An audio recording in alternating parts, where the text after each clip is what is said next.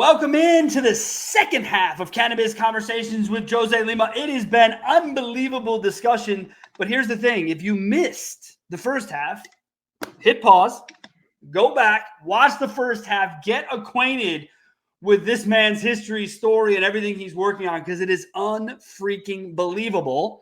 And if you didn't know, today's episode is brought to you by Fat Nugs Magazine, the global cannabis publication.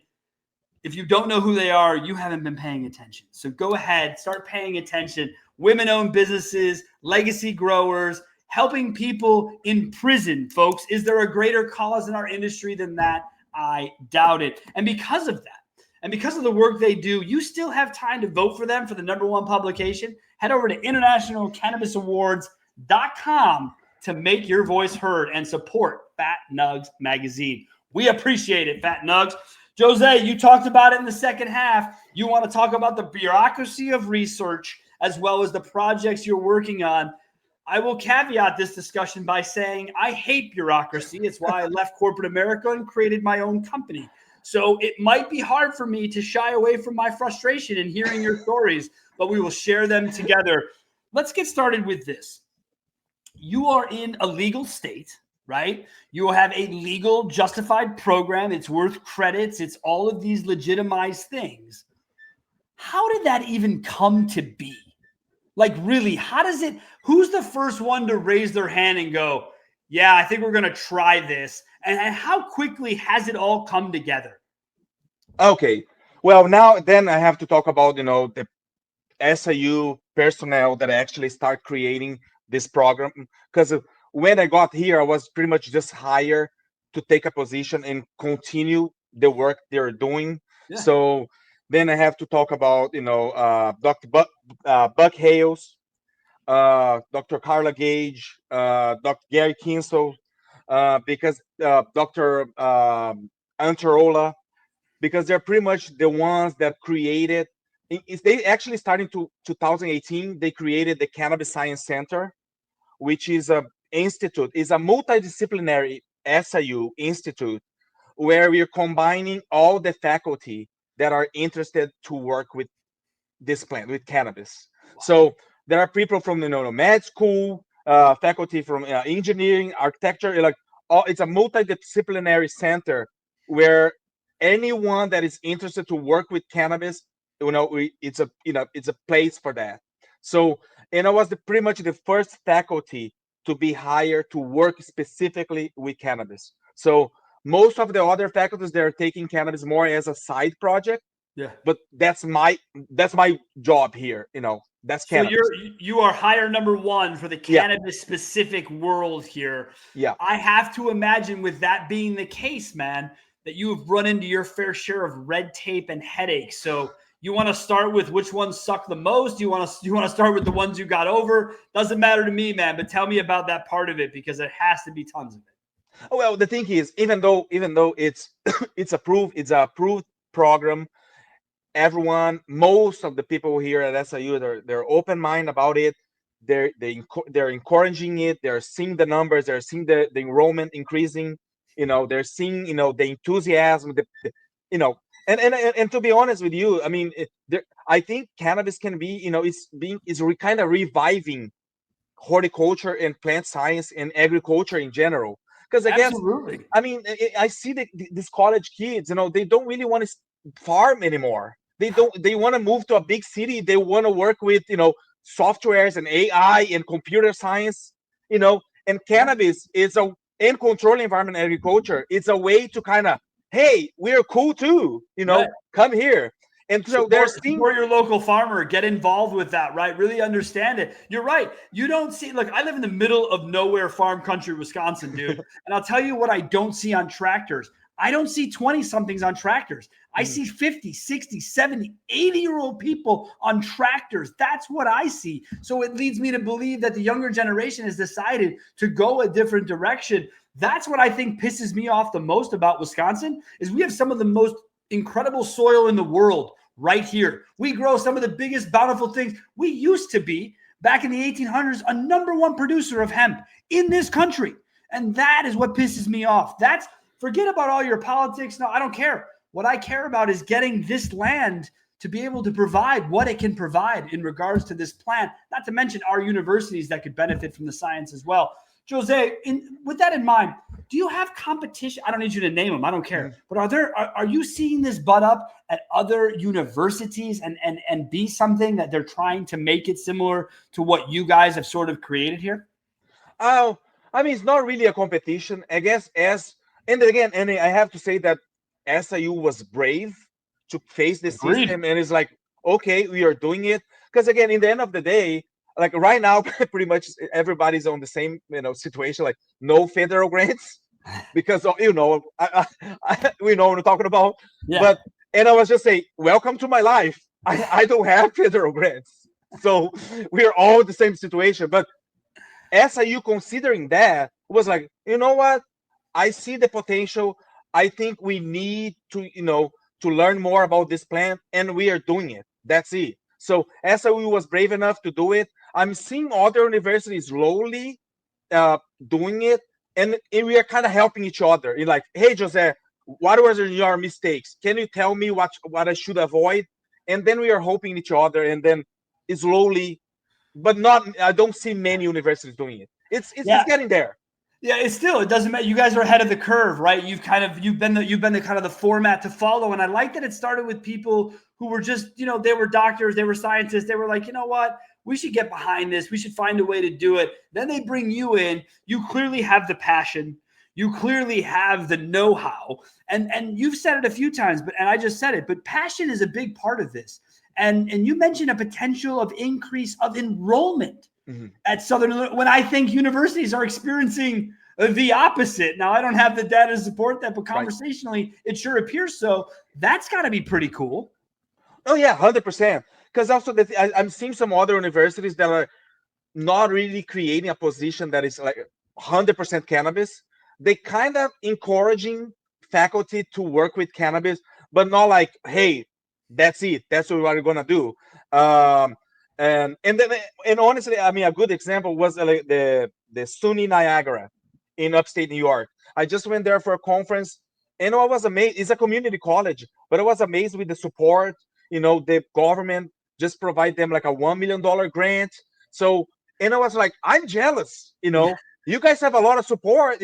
Buying like fancy equipment, and so I'm seeing things are getting getting better, more flexible, and but again, in the end of the day, you're seeing this enrollment increasing, the enrollment increasing, and the students being passionate about because again, the students are passionate. It's like I need help, like a voluntary undergrad students, like to help in like my grad student to collect data.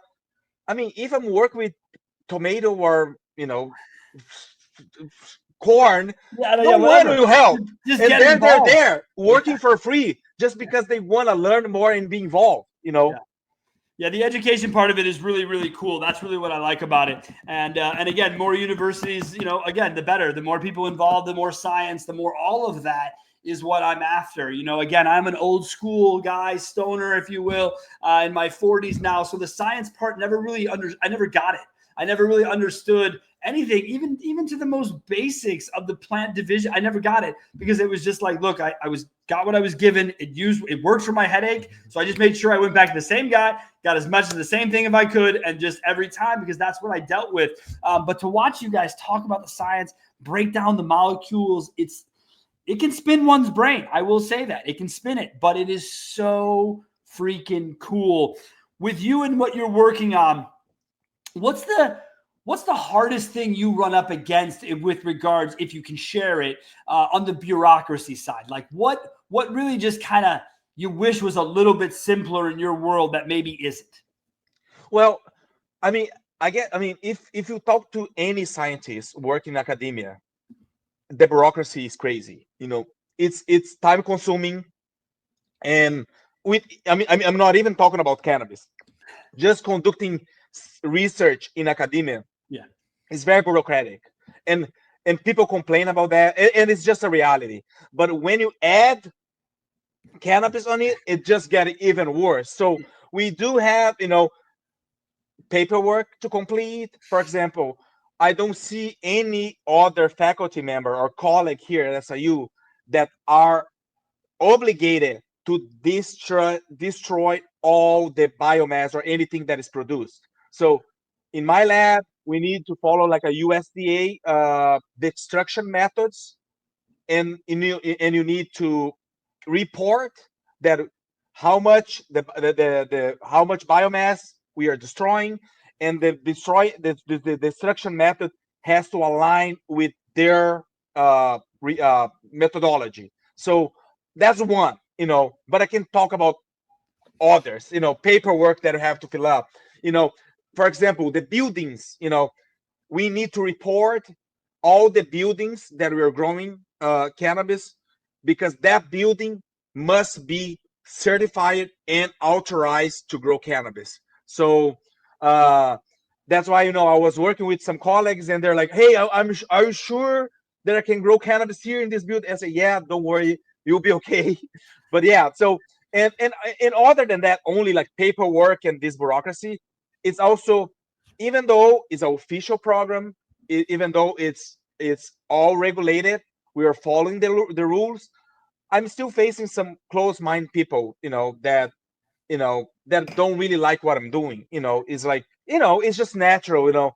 Is But the thing is, for the other members of the Cannabis Science Center, cannabis is more like a side project. It's like, okay, I'm working with cannabis, but I'm also doing this. For me, it's like, if you don't really like this plant, you don't like 800% of what I'm doing. Yeah. It's not like a fractional discussion with you. It's like, look, you're not into this, then you're not into that. And my thing about it is that it isn't that hard to get behind just seeing and talking to people who use it medically to see where there's value. But in talking to scientists, Jose, and this is what bugs me, is that, we're kind of getting away from science meaning as much as it should. Because, it's science. I don't know why we've gotten away from it being devalued in a way, but it happens culturally. The science part is so evolving in cannabis that we haven't even scratched the surface. Would you agree? 100%. That's why, basically what we're doing is like outdated science. It's pretty much doing science that it should be done in the 20s, in the 30s, in the 40s. So the science we're conducting is like, it's pretty old for corn, soybean, and other in vegetables. So we need to catch up. And the good thing about cannabis is like the empirical data, the empirical observation, it's out there. You don't even need to create ideas. It's just pretty much like, hey, that's what we're seeing. The empirical observation is there. Let's validate that. Is that, really happening or not? So again, we just need to catch up. Yeah, the catching up. You're right. I mean, we're definitely far behind, Yes. and we need to do better, and we need to allow and unlock our people to do better. I think that's a big part of it on that side of it. So we've talked about a few different things, but let's talk about your program. You talked about the undergrad. You sort of talked about how it looks, what it goes to. If I'm a student and I'm going to read up on the class description, kind of like how you read up on the job description for SIU, what's the class description look like for the undergrad, Jose? Okay, for the undergrad, I will talk specifically the courses that I'm teaching. So the first one that I would say that is the baseline for most of the students that are in this cannabis production systems certificate or minor, and even the specialization. So is the control environment agriculture, is the HORT 450. So where I'm not really talk only about cannabis. I address cannabis, but it's pretty much the baseline of control environment agriculture, growing plants indoors. Then cannabis production, HORT 481 is the course that is pretty much starting. We start talking about cannabis. Then it's a cannabis course. We just talk about cannabis. Of course, we use examples of other plants because it's a 400 level course. Sure. We don't have much studies addressing cannabis. We correlate cannabis with other plants, but that's the beginning. About I talk about history a little bit and just move through the production system. Then the HORT was actually the class that I was teaching this morning, Hort 484, which is cannabis supply chain. Uh, that's then I'm addressing the post-harvest process. So in the cannabis production, I go till I teach till harvest, and then the supply chain, the cannabis supply chain, I start harvest methods, drying, curing, Yeah. extraction, and so then the post harvest process. I think that's a big time where kids' eyes get open, man. I'll tell you what. I think a lot of kids think cannabis grows on trees. It ends up the way it is, before they use it. And while it does grow on trees, it don't come off like that. So I remember when we were growers, I don't think anyone ever came back for a second harvest. You know what I mean? I think, it was always like, yeah, I'm so excited. And then you're there for 4 hours, your gloves are covered, and you're like, all right, I'm good on this. I don't want to come back. But I like how you're telling the story. So let me ask you, Matt. These are the courses. Did you design all these? Is this like from you? Is this like how you would, what needs to be talked about in the first one, the second one, the third one? Is this all framework that you yourself have invested your time in creating? Yes, exactly. And there's one more. So then the third is the supply chain, and then the final one is the Cannabis Practicum, Hort 482. The Cannabis Practicum is a very hands-on course. So the students, the undergrads, they will actually grow their own plants. Yeah. So they will decide their own, irrigation strategy, fertilization regime. So then they will kind of combine all that knowledge and then apply growing their own plants. If they fail, they fail. And and I think, I don't know if you saw that post, but the final assignment is pretty much a friendly competition where the student growing the plants with the highest biomass, the higher yield, and the highest cannabinoid content. I always get a hoodie. So it's a friendly competition where they can apply all the knowledge they're getting, during the school, And is that where you work with the great and wonderful Damian Solomon and the King Solomon Nutrients team? Is that where that piece comes in? Because that partnership is so cool. And I'm so glad to see Damian and the brand align there, because that's really where I think they do the most good. I think they really help people understand how easy and efficient it can be to grow really, really great cannabis. So is that where that happens? Exactly. So he donated, a great, a substantial amount of fertilizers that my grad students can use, and also my undergrad students can use. The undergrad student for the Cannabis Practicum, they have other options Sure. of fertilization regime or fertilizer brands. Yeah. But I'm not advertising for King Solomon, but they always go back to King Solomon. All of these other ones are too complicated. This is simple. It's working. And so it's a great partnership. Don't worry about the advertising. You leave that to us. By the way, King Solomon, I think it's kingsolomonag.com or KSolomonAG. Either way, check them out, you guys. They are great. They are one of the best systems out there running by far. So we've got the students who are going to see this from stem to seed, from seed to stale, basically.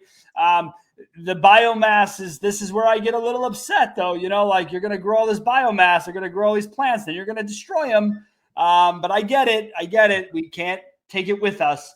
But boy, wouldn't it be great to end that with just a nice little like high times judging scenario, where everyone gets a smell, a little bit of the smokability test. I'm done. I get it. I don't want to be greedy, but what a very, very cool thing. So Jose, how many times have you run through this program to date? Like, how many, from 1 to 5 in the programs, how many times have you done that? It's going to be the end of the year. The end of this year is going to be 2 years, like final, completing the cycle. And as you ask about, if I design, was pretty much, the beginning, the teaching needs in horticulture was a little bit different. So that's why I started teaching controlled environment agriculture and then advanced plant physiology. But then, and I was supposed to be teaching just one cannabis course.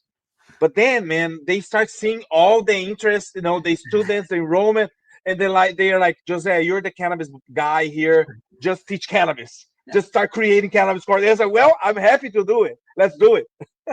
That is so cool, man. Because again, you're working in academia, which can sound to be frustrating, but you have so much passion and joy for this, and it comes across in everything that you do. Just so you know that. I know you started the show with telling me how great it is, but really your positivity and what you're trying to do with students and bringing people along in this industry from an academia perspective is really, really impressive. So thank you for the work, and I hope it just continues to explode, because you are going about this in such a great way, and covering these bases the way you have them set up it's phenomenal, man. No, I appreciate it, and again, it's rewarding for me, to see the students developing and graduating and getting jobs and higher paid than me, getting more money than me, and then seeing them like emailing me like, hey, I really appreciate, I learned a lot, I mean, because I'm seeing, I remember my professors, like how much they impact my life and Yeah. how much I admire them, and in the end of the day, it's kind of easy job. The thing is, to be honest, I'm not teaching organic chemistry. It's fun. What I'm teaching is fun. Controlling environment agriculture, technology, all this. I mean, it's fun. So it's an easy job for me, and the students are enjoying. So again, it's very rewarding. Makes it really easy in that way. So 2 years through your cycle, what's the biggest take you've had a student as far as what they get the most biomass? What's the most you've seen a student come up with? Well, I mean, it varies, because the thing is, they're working in the greenhouse, and then depending on what is going on in the greenhouse, I mean, it's a very hands-on course. So sometimes we have issues with plants re-vegging, because someone in the side, the greenhouse just beside our greenhouse, change the lighting regime, Yeah. and then the plants start revet. But again, they're exposed to real life Yeah. issues. So it's hard to say. But they're doing a very good job. They're like very good job. They're learning a lot, and again, they kind of, it's a competition. They Yeah. start seeing, his classmate, their classmate, kind of growing a better looking plant, and they're like, hey, I got to improve my, strategy. So, and also what I'm doing a lot is kind of using the undergrad courses as a recruitment tool, because I see the ones that are very passionate, they want to continue learning, and then I can recruit to my lab, to the grad program. Yeah. So uh, and What this a, morning, what a beautiful win-win for everybody involved. And again, you talked about this before a little bit, but what are you seeing your students go on to do, man? Because we always have a long-running joke for those of us who didn't go to college, that a lot of people that go to college don't use even the degree they have when they get out of college. What are you finding kids from your program getting into, man? well, I mean, the thing is, the cannabis industry, they need, I mean, of course, I always say that, like, for example, right now, let's say there are not many cannabis programs out there, or, they're, increase, the number is increasing. But I would say students or personnel with uh, cannabis qualification, that, it's still growing. So right now, these cannabis facilities, they're growing, they're hiring students with horticulture background or plant science background, or the other option would be um, um, Legacy. legacy growers, and then people without any knowledge. Right. Like, Yeah. okay, you The come here, I'll green train bean. you. Yep. Yeah, Yeah. Yeah. yeah. Yeah. So, and then I see that they're becoming like a master growers. I have a grad student that he's now the director of the cannabis program in a community college. Uh, so yeah, I mean, again, it's a there are a lot of opportunities. It's a growing It field. is. It's the fastest growing industry in the world, and it's probably not even close. I mean, I know AI feels that way, but I don't really care. That's part of tech to me. This is a whole other subculture of the world that is about to really, really blow up on the scene. Jose, you've been great with your time, bud. Before we let you go, what do you want to share with the audience? What do they need to know either about what you're doing or about what to come check out? Leave us with a final thought, man.